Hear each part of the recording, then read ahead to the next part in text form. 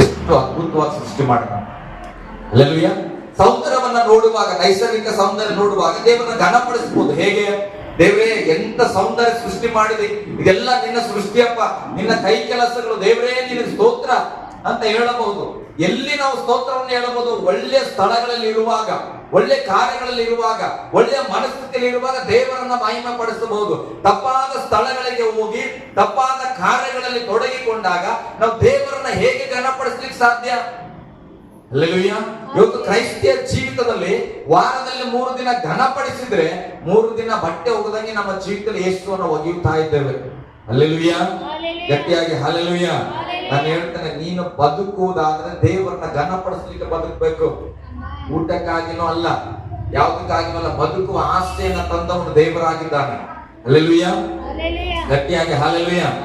ನಮ್ಮ ಮನೆಯಲ್ಲಿ ಒಂದು ನಾಯಿ ಸಾಕ್ತೇವೆ ಅಂತ ಇಟ್ಕೊಂಡು